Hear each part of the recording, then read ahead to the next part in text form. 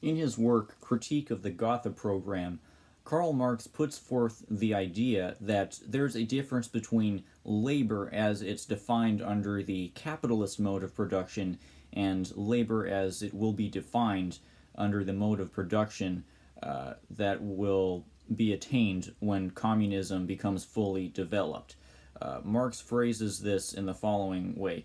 In a higher phase of communist society, after the enslaving subordination of the individual to the division of labor, and therewith also the antithesis between mental and physical labor has vanished, after labor has become not only a means of life, but life's prime want, after the productive forces have also increased, with the all-around development of the individual, and all the springs of cooperative wealth flow more abundantly, only then can the narrow horizon of bourgeois right be crossed in its entirety and society inscribe on its banners, from each according to his ability to each according to his needs. And by bourgeois right, Marx was talking about the right that the bourgeois mode of production gives to individuals to accrue resources in an unequal fashion. Marx said about this right, it tacitly recognizes unequal individual endowment and thus productive capacity as a natural privilege. And Marx was saying that this needs to be phased out, this bourgeois right, this mode of production, in order for communism to be fully, truly realized. However, he said that during the initial stages of a socialist revolution, when the workers' state still exists as a state, when the communists have not yet abolished money, then the capitalist mode of production is going to still need to exist to an extent, merely for practical purposes. Marx writes regarding this earlier stage of socialist development, what we have to deal with here is a communist society, not as it has developed on its own foundations, but on the contrary, just as it emerges from capitalist society, which is thus in every respect, economically, morally, and intellectually, still stamped with the birthmarks of the old society from whose womb it emerges. And it's this part of the theory that Marx laid down that pertains heavily to current events within the modern countries that are still run by communist parties. All of the existing socialist countries today incorporate private business within their borders to differing extents, because all of them have recognized this basic pragmatism that Marx acknowledged needs to be recognized in order for communism to be effectively developed.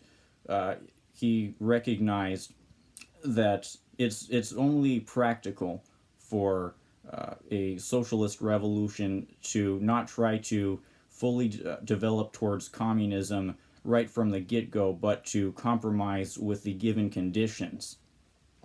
And China has certainly embraced this pragmatic mode of thinking. Following Mao's death, China has very much incorporated markets, though not to the extent, of course, that is the case in neoliberal economies like that of the United States.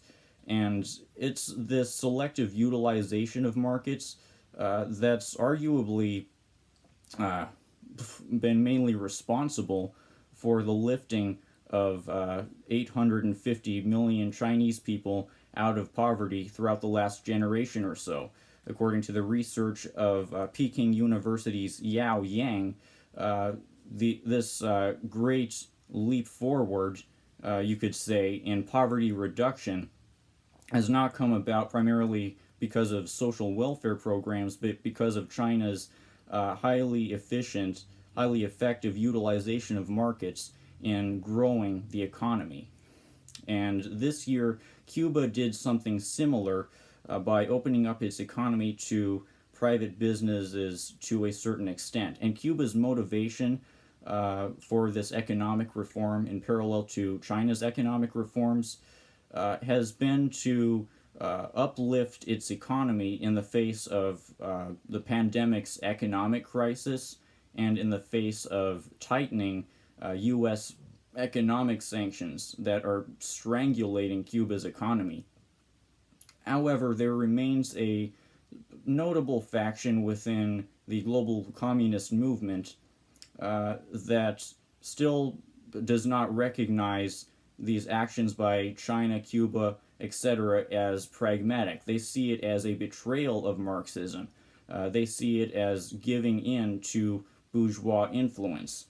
Marxist.org, which describes itself as the encyclopedia of anti-revisionism online. Anti-revisionism is what this camp says it ascribes to, features a 1983 article about Cuba titled Cuba, What Went Wrong?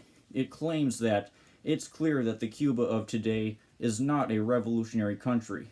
This faction of Marxists, who call themselves the anti-revisionists, and they say that they're merely responding to what they see as a revision of Marxism, they extend this accusation of revolutionary betrayal to modern China due to its embrace of markets. So their thesis is that it's a betrayal of Marxism to incorporate private business.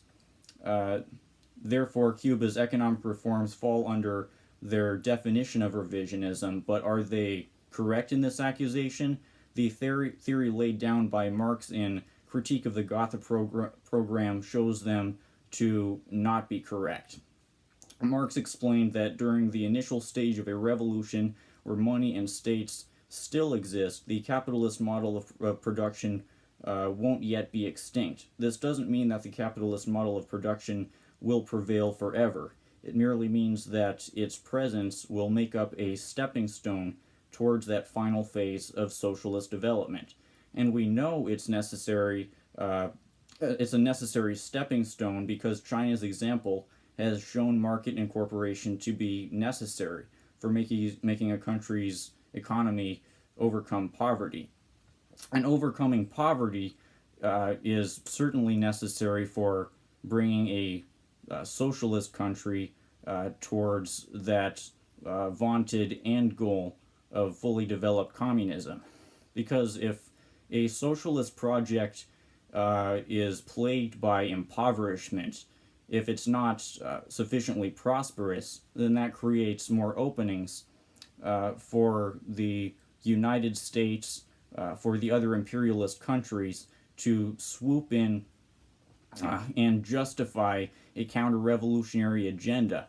It was the Soviet Union's lack of prosperity that contributed in large part to the Soviet Union's collapse.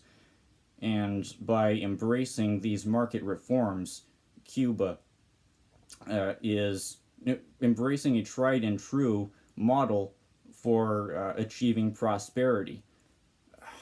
So not only is Cuba's approach theoretically in line with what Marx laid out, but it makes sense on a political level.